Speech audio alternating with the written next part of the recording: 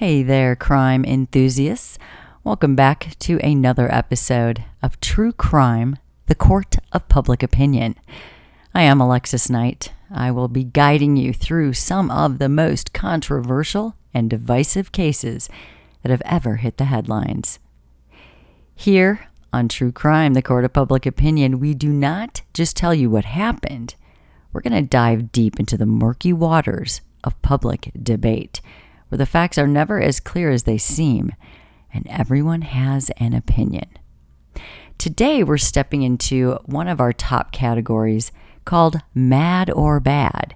This is a series where we explore cases where the central question is whether the accused was suffering from some kind of mental illness, something so severe that they could not control their actions, or whether they knew exactly what they were doing and they chose to do it anyway. Was it madness or was it malice?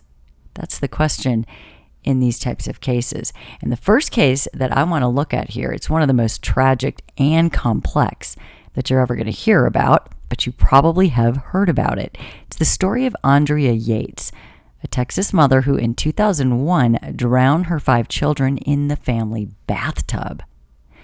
Was she a woman driven to the brink by postpartum psychosis? Or was she the calculating killer who made a chilling decision? It's a case that has divided experts, the public, and even her own family. Remember, no matter what side you're on, you believe you are right, and the person on the other side, so do they. So buckle up here, guys, because we're going to dive into this story, a story that will challenge everything you think you know about justice, motherhood, and mental illness. Was Andrea Yates a mother tormented by a mental illness so severe that she lost all sense of reality? Or was she a cold, calculated murderer who chose to end the lives of her 5 young children in cold blood? Was this a tragic case of postpartum psychosis that pushed a fragile mind to the breaking point? Or did Andrea know exactly what she was doing? You decide. And with that, let's get into it. On June 20th of 2001, in a quiet neighborhood in Houston, Texas, a mother of 5, Andrea Yates, did the unthinkable. One by one, she filled the bathtub with water and drowned each of her children. Noah 7, John 5, Paul 3, Luke 2, Mary 6 months. The news of the crime shocked the nation, triggering a wave of horror, disbelief, and grief. Andrea Yates, a woman who had been described by those who knew her as a devoted, loving mother, was arrested and charged with capital murder. But as details of her life began to surface, this case took on a new complexity. This wasn't just a story of a mother killing her children. It was a case that would challenge our understanding of mental illness, motherhood, and the criminal justice system. Andrea had a documented history of severe mental health struggles, including postpartum depression and psychosis. She had been hospitalized multiple times and was prescribed powerful antipsychotic meds. In the weeks leading up to this crime, she had been in and out of psychiatric care, and her doctors had warned her husband, Rusty Yates, of the dire risk that Andrea posed to herself and potentially to others. But these warnings, they were not fully heeded. On the surface, the facts seemed very straightforward here. Andrea confessed to the murders. She called 911 herself. She showed police the scene. No resistance. But was it really that simple? Was this the result of a mind lost to psychosis? Or did Andrea, in a lucid moment, make the cold decision to end the lives of her children? It just seems too horrific to see it any other way but one, doesn't it? Yet, this country and the world, they have been at battle on this case since it happened.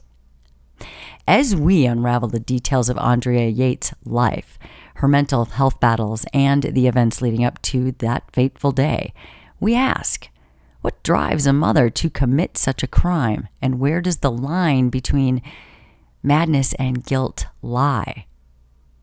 Now, Andrea Yates, she was born in 1964. She was the youngest of 5 children, and they were a religious family. She was a top student, a skilled swimmer who graduated as class valedictorian. She pursued nursing and worked at a cancer treatment center where she was known for her compassion and her diligence. In 1993, she marries Rusty Yates, a devout Christian, and together they planned to have as many kids as possible, believing that it was their religious duty. But after the birth of her 4th child, Andrea's mental health began to unravel. She experienced a series of debilitating postpartum depressions that escalated into full-blown psychosis. Her condition became so severe that she attempted suicide 2 times and was hospitalized on multiple occasions, and was finally diagnosed with postpartum psychosis. A rare but very serious mental health disorder. It can cause hallucinations and delusions and severe mood disturbances.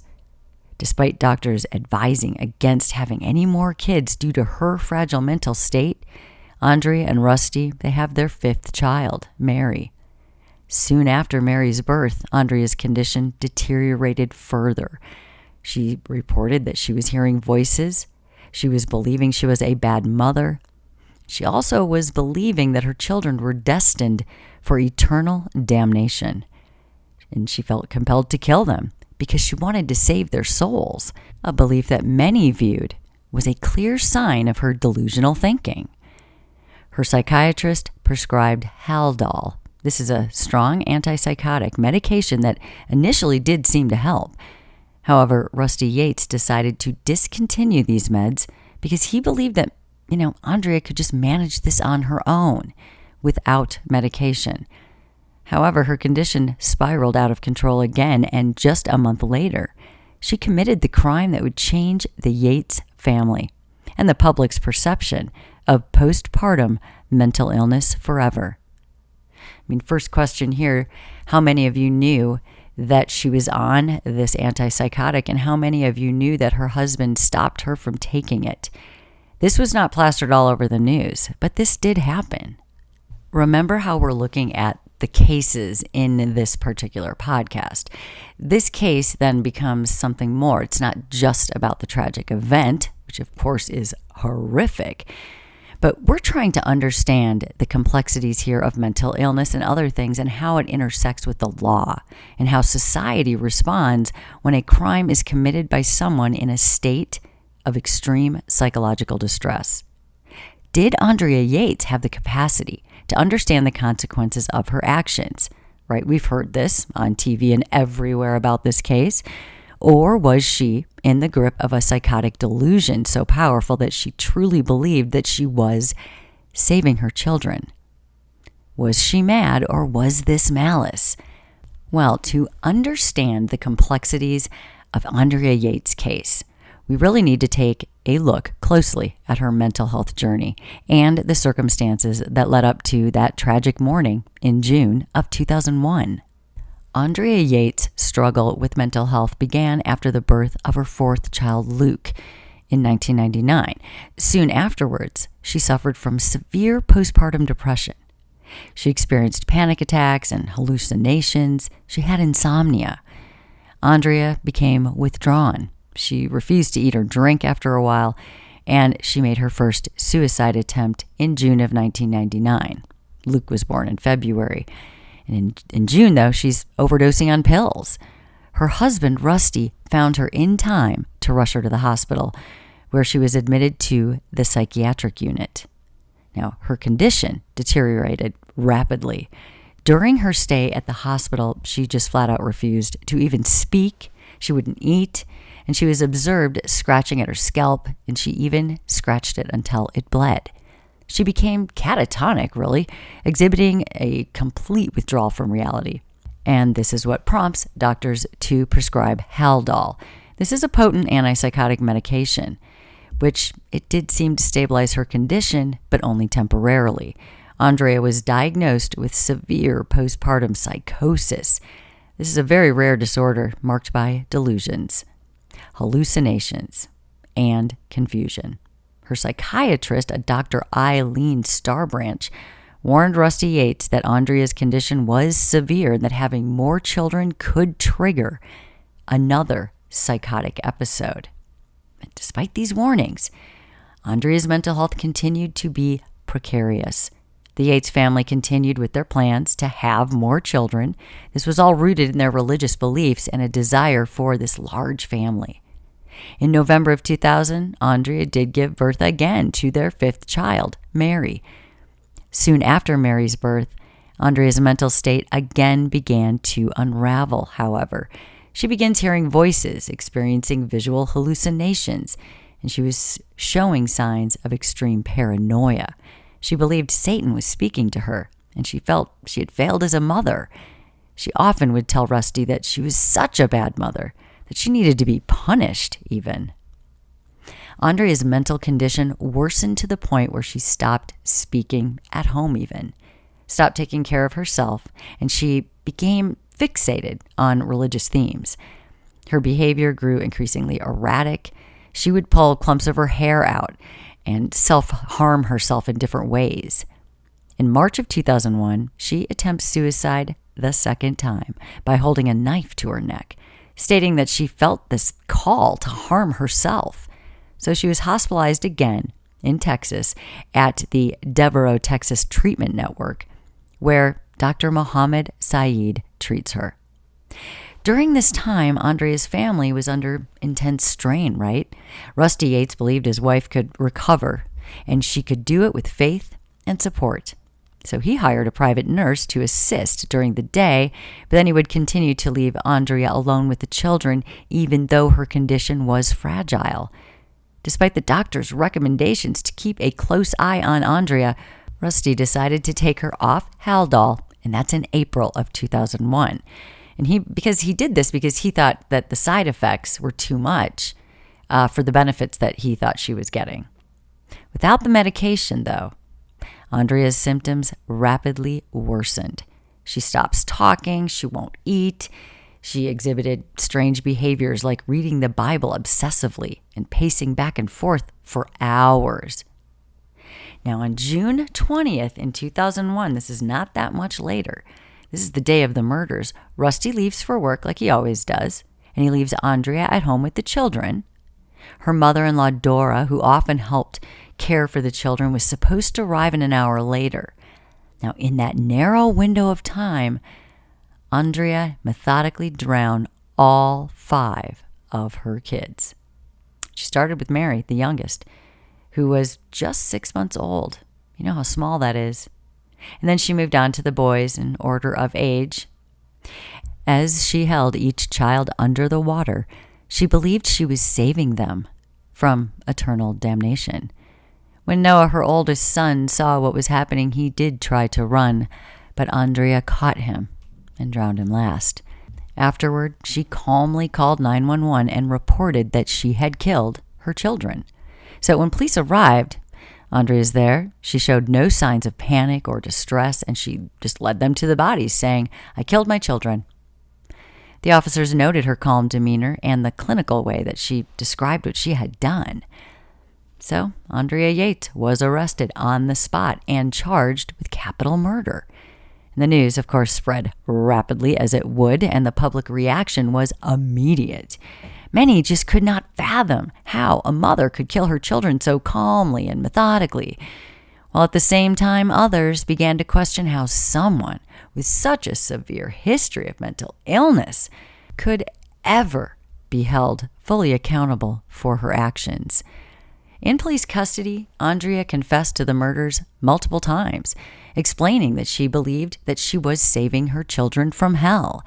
She told investigators she had been a bad mother, that she was unworthy of raising her children, and that by killing them, she was sending them to heaven. They were going to be better off. Her statements were consistent, and her delusional belief system added more complexity to the question of her culpability. Now, as the trial approached, the central question was whether Andrea Yates should be considered legally sane at the time of the crime.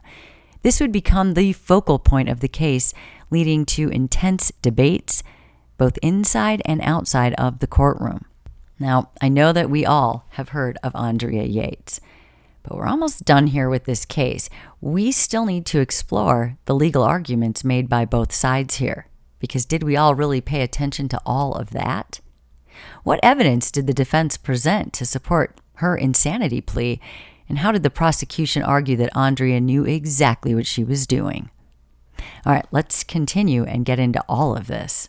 To fully grasp the complexity of Andrea Yates' case, we do need to delve into the courtroom battle that unfolded, where the defense and the prosecution, they present starkly different narratives about what led to these tragic deaths. All right, the defense team. It was led by George Parnham, and he argued that Andrea Yates was legally insane at the time of the murders.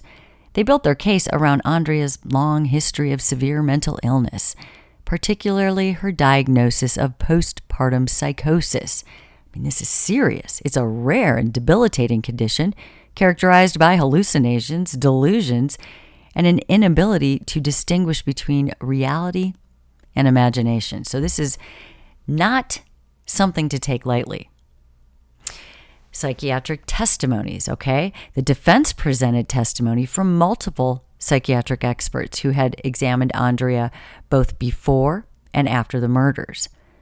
Dr. Lucy Puryear, a psychiatrist who evaluated Yates, she testified that Andrea suffered from severe psychosis, which caused her to believe that killing her children was the only way to save them from eternal damnation. The defense argued that these delusions were so overpowering that Andrea could not distinguish right from wrong, fulfilling that legal criteria for insanity, at least in Texas. Another key witness for the defense, Dr. Philip Resnick, he's a forensic psychiatrist and expert on postpartum psychosis.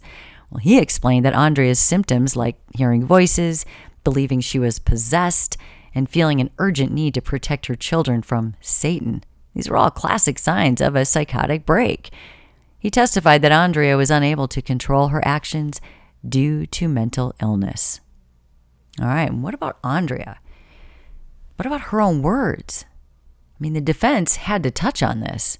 So they highlighted Andrea's confessions and her statements that she made to the police and to psychiatrists, where she repeatedly claimed to believe that she was saving her children's souls from hell. Well, these statements were presented to support the idea that her actions, they weren't driven by malice, but rather by this distorted sense of love and duty to her children. And it was all due to that psychosis. And the defense team pointed to Andrea's long history of mental illness, including multiple suicide attempts, the hospitalizations, and her doctor's warnings about the risk of another psychotic episode if she had more children. I mean, they argued that her condition was poorly managed, exacerbated by her husband's decision to take her off antipsychotic meds, despite expert medical advice. The defense aimed to show that Andrea was a deeply ill woman. She needed treatment, not punishment. And, I mean, hearing all of that, it does seem to make sense, doesn't it? The other side cannot have anything to say here that could matter to us. We've already made a choice. She was too sick, and she just did it without thinking. She didn't think at all. She was not in control of her thoughts. This is where public opinion begins, right? And that's how strong it can be and how easy it can be formed and how quickly. But there was a prosecution. There was another side. So they wanted to talk about other things like premeditation and her awareness of her wrongdoing. So the prosecution was led by attorney Kaylin Williford. And Kaylin argued that Andrea Yates was fully aware of her actions and that she deliberately chose to kill her children. Deliberately. They contended that she was guilty of capital murder and that she needed to be held accountable for her actions. They pointed out that Andrea planned. There was evidence of planning, that she waited until her husband left for work, and she knew her mother-in-law was coming, so she had to get this done quickly. So she chose a moment consciously when she would be alone with those kids. This was presented as evidence of premeditation, and they argued that Andrea knew what she was about to do and deliberately created the circumstances to carry it out without interference. Now, they also noted that Andrea called 911 immediately after the murders, and that this would indicate that she was aware that she had done something that she needed to report to the law, that she knew there was something wrong. The prosecution argued that this demonstrated her awareness of the criminal nature of her actions, what she had just done. The prosecution sought to also challenge the extent of Andrea's psychosis, bringing in their own expert witnesses who suggested that while she was certainly depressed and had mental health issues, she was not legally insane. Dr. Park Dietz, a forensic psychiatrist, testified for the prosecution, and he argued that Andrea knew her actions were wrong, but she chose to act on her delusions. He cited her ability to recount the murders in detail and her understanding of the legal consequences, such as stating, "I knew that they were going to take me away." I mean, this is all evidence, they say, that she was aware of what was right and what was wrong and her own actions. Dr. Dietz also famously referenced an episode of the TV show Law and Order, which you also probably heard about on the news, guys. This claimed that Andrea may have gotten the idea of using the insanity defense from a fictional character. This statement was later found to be inaccurate, by the way, but it did play a significant role in shaping the jury's perception at the time. And didn't we hear that all over the news all the time? And still do, kind of, right? If people talk about this case. But we're never talking about the relevancy. All right, well, the prosecution, overall, they frame Andrea as a woman who, despite her mental health struggles, made this conscious choice to kill her children. And they argued that she was competent enough to know that what she was doing was illegal and that it was morally wrong. The prosecution also emphasized that the premeditation aspect in this, it was there. They argued that Andrea's actions were planned and executed with complete and full knowledge of their consequences. So we have some points of contention here. I mean, was Andrea truly insane? The defense's argument hinged on Andrea's inability to distinguish from right and wrong due to her severe mental illness. Prosecution, however, they argue that her actions before and after the murders indicate a level of awareness and intentionality that's inconsistent with the legal definitions of insanity. And when it gets down to this level, when you're dealing with the law, it's either in the law or out, right? It's either right or wrong. Okay, what about that impact of all the medical testimony? I mean, the conflicting expert testimonies, they were there. They created significant ambiguity for the jury. While the defense's experts portrayed Andrea as someone in the grip of a severe psychotic break, the prosecution's experts, they suggest that she had moments of lucidity and awareness, that they can't be overlooked. So now, what about the media, the things that people heard, public perception here? The reference to that Law and Order episode by Dr. Dietz, which was later debunked, like I said, this becomes, over time in this case, a point of controversy, and it definitely impacted public perception. The media also played a substantial role in framing Andrea as either this deeply troubled mother or a very calculated murderer. Now, further complicating the case with all of this, these are very different sides. Are you angry with her, or do you feel sorry for her? In this next part here, we are going to look at the controversy that completely erupted over Andrea Yates' verdict, the impact of the media on public opinion, and the intense debates that still even continue around this case. And that's why we're talking about it. I mean, was justice served here? Or did society fail to understand the true nature of her mental illness?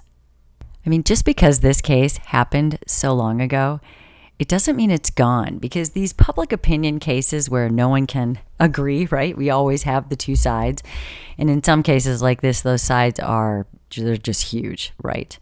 But this case, these kinds of cases, they stick around because no one's satisfied with the answer, and they're always ready to defend their side of the debate. Like if someone brings it up, I know what I think and I have my stuff to say, and that's it, right?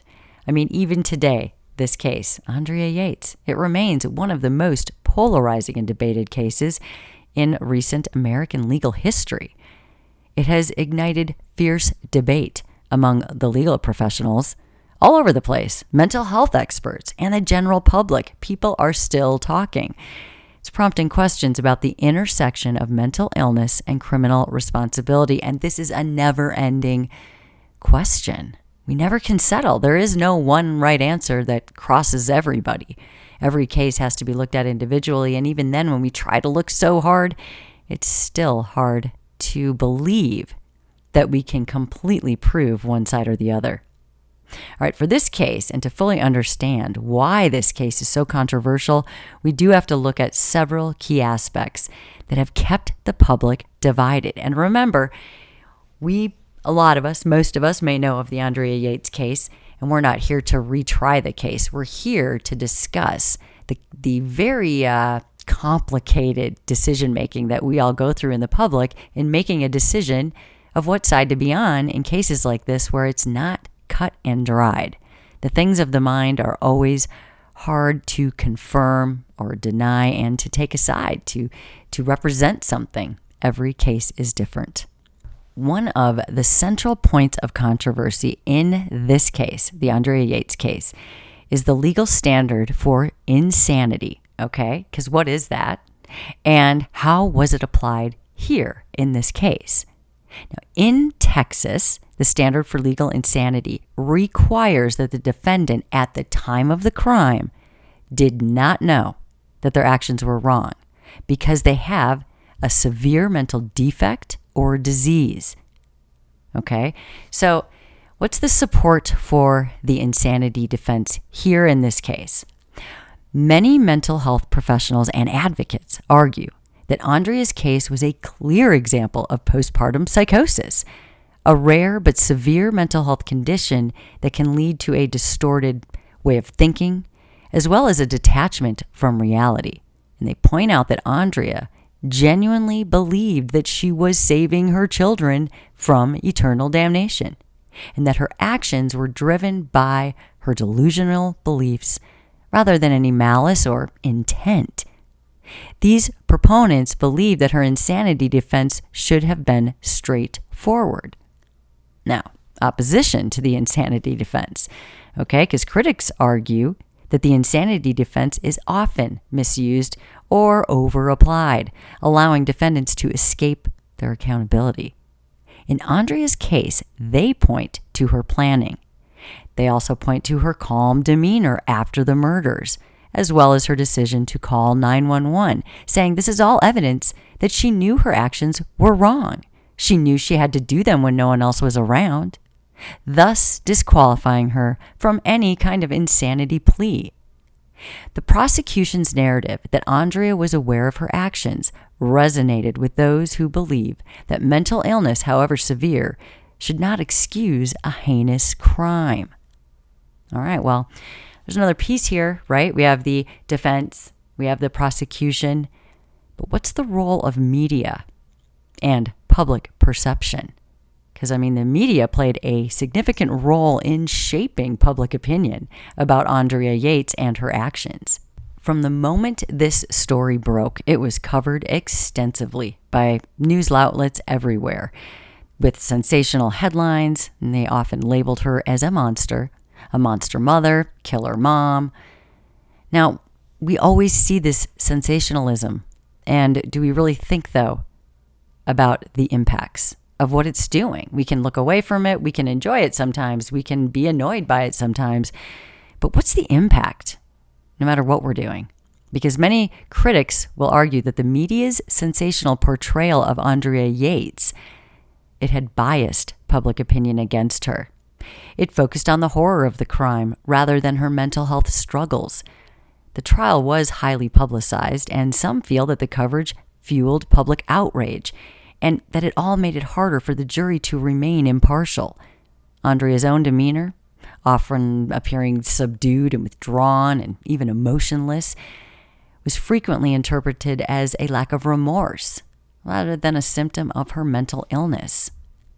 As more details emerged about Andrea's mental health history, some public sympathy grew for her situation.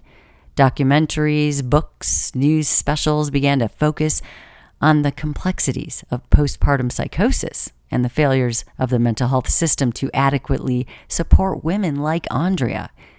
This shift has led to an ongoing debate about how mental illness is treated in the legal system and society's understanding of it. Another source of controversy here is whether Andrea's eventual acquittal on the grounds of insanity truly served justice or did it highlight systemic failures in mental health treatment. There are many mental health advocates out there that argue that the case undergoes a significant gap in how postpartum psychosis is recognized and treated. They point to the lack of adequate mental health resources and the stigma of seeking help in the first place. And then those gaps in the wonderful healthcare system that left Andrea without the support she needed. Critics believe that had Andrea received proper treatment and intervention, this tragically might have been avoided. Others, however, they believe that her acquittal by reason of insanity sets a problematic precedent, because they argue that a crime of such magnitude, this demands a clear consequence, regardless of any mental health status, and that the legal system should place more emphasis on the accountability part of this. They see the verdict as a failure to deliver the justice needed here for the 5 young victims, and a reflection of societal reluctance to hold the mentally ill accountable. Dr. Park Dietz' erroneous testimony about that Law and Order episode, which falsely claimed that there was a show mirroring Andrea's crime, this played a significant role in shaping public perception and influencing the jury. Although the mistake was discovered after the trial, a retrial was ordered. The damage was already done at that point. This moment fueled the narrative that Andrea's trial was marred by misinformation and unfair bias. It raised concerns about the reliability of expert testimonies in these high-stake trials and sparked discussions about the potential influence of sensationalist claims on jury decisions. Finally, this case has broader implications for how society views and treats women's mental health issues, especially concerning postpartum disorders. There's a stigma there, and her case brought postpartum psychosis to the forefront, even though a lot of people did not want to look at it. This is a condition that's often misunderstood. It's often underdiagnosed. And this case raised awareness about the need for more support here and the research we need and resources for women experiencing postpartum mental health issues. However, it also led to public confusion and a little bit of public fear, potentially stigmatizing those who suffer from severe mental illnesses. It's funny how when things get really sensitive, we just don't want to talk about them. But, if you're going to have a mental illness and murders, we might want to discuss it to find out how we could, not have that happen. But it's just uncomfortable. And just like this case is uncomfortable from the beginning, these kinds of cases always are. And that's why the public really does want that final answer. And each individual wants it for themselves to feel better about their own lives. And so when it's messy like this, we really do want to look away and walk away. And we want to believe that a decision was made, and then we just don't want to hear about it again. And we don't want to be involved in it again. But what happens is this question always remains. Is it the illness or is it the person? Do we even believe in the illness? I guess it has to start there, right? Because here we are. We're at the end of this journey. And we went through one of the most complex and debated cases in recent memory. This was the case of Andrea Yates, a mother of 5 who, in the grip of a profound mental illness, committed an act that shocked the world. Or was this a mother who, despite her struggles, made a clear and conscious decision to end the lives of her children? Was it madness? Or was it something more calculated and sinister? if insanity has to be that you are aware of what you're doing and you know it will have bad consequences, what about in this case, though? Within her delusion, she knew that the regular world would not accept this and it would be wrong. But within her delusion, she felt like she was doing everything right. So yes, she knew there would be consequences, but because of her delusion, can we know what that really meant to her? And was she really trying to commit murder in the sense we think of it? Or in her mind, was she really doing this wonderful and beautiful thing? The never-ending question. I mean, the facts have been laid out. The arguments have been made here. And the public debate continues to this day, and it will after you listen to this. We have explored the depths of Andrea Yates' mental health struggles, the legal battles that followed, and the intense controversy that has kept this case alive in the court of public opinion. And so now it's maybe your turn to decide if you can. Do you believe Andrea Yates was a victim of a severe mental illness? Absolutely unable to control any of her actions or understand any of their consequences? Should the legal system have treated her with compassion and provided her with the mental health care that she so clearly needed? Or do you think she knew exactly what she was doing, that she planned her actions, and that she should be held accountable like anyone else who commits a crime like this of murdering several? What does justice really look like in a case like this? Is it punishment? Is it rehab? Or is it something else entirely? How do we as a society balance compassion for mental illness with the need for accountability in such a tragic case like this? I would love to hear from you. Leave a comment, let us know what you think, and join the discussion. Was Andrea Yates mad, or was she bad? This is Alexis Knight, and you have been listening to True Crime, the Court of Public Opinion. Stay tuned for more cases that challenge what we think about justice, responsibility, and the human mind. Until next time, guys, stay safe, keep questioning. This is Alexis Knight.